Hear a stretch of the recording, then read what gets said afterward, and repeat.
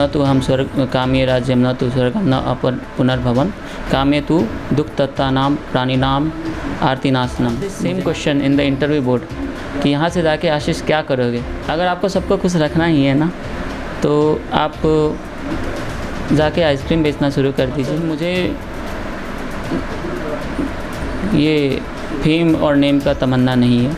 मुझे फील होता है कि सर ये एक मेरे लिए वरदान की तरह है। I was asked this same question in the interview board कि यहाँ से जाके आशीष क्या करोगे। देन आई सेड कि सर रामकृष्ण आश्रम जाएंगे।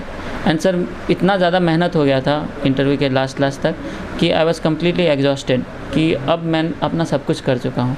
तो मैंने सर यही बोला कि मैं वहाँ पे जाके प्रे करूँगा कि हे प्रभु, I have given my best in this attempt, rest lies up to you. And fortunately my prayers were heard and I have been given this opportunity to serve this nation as an IAS। कोई भी process जो होना चाहिए वो rule of law को follow करते हुए होना चाहिए। अगर रूल ऑफ लॉ के हिसाब से वो करेक्ट है और कॉन्स्टिट्यूशन और जुडिशरी के जजमेंट के हिसाब से वो करेक्ट है, then as a civil servant मेरा ड्यूटी है कि मैं उसे इम्प्लीमेंट करूँ। Means I have to B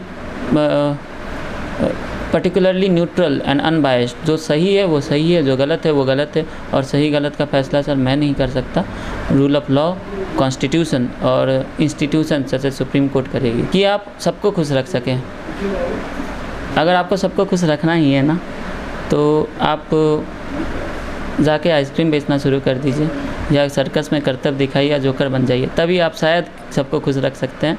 but at a given time, भले ही आपकी कोई भी पदवी हो, आपका कोई भी प्रोफेशन हो, आप सबको खुश नहीं रख सकते। And it is a harsh reality और आपको ये एक्सेप्ट करना पड़ेगा। मुझे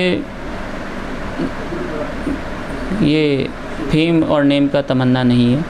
और मालवीय जी का भी ये बहुत बड़ा वो था, श्लोक था, और इस पर मालवीय जी बिलीव करते थे कि न तो हम स्वर्ग काम्ये राज्यम न तो स्वर्गम न अपर पुनर्भवन काम्ये तु दुख तत्तानाम प्राणिनाम आर्तिनाशनम। मुझे ना स्वर्ग की कामना है, मुझे राज्य की कामना है, और ना मुझे मोक्ष की कामना है। मुझे कामना है कि जो भी दुखी प्राणी हैं उनके कष्टों को दूर करने का बस एक माध्यम मात्र बनना है। तो sir I do not know, लोगों का काम है and they have their right to their opinion कि वो कुछ बोलेंगे कि हमारे देश का नाम रोशन किया, कुछ भी किया। बट सर मेरा जो ultimately when it comes down, it boils down to me कि मुझे क्या फील होता है। मुझे फील होता है कि सर ये एक मेरे लिए वरदान की तरह है, और मेरा अल्टीमेट एम है लोगों की सेवा करना। नो मैटर कि कौन सा कैडर मुझे मिलता है, कौन सा राज्य मुझे मिलता है, या फिर वो लोग कहाँ से हैं, किस एथनिसिटी से हैं, रिलीजन से हैं, रेस से हैं, कम्युनिटी से हैं, क्योंकि at the end of the day सभी इस भारत के नागरिक हैं।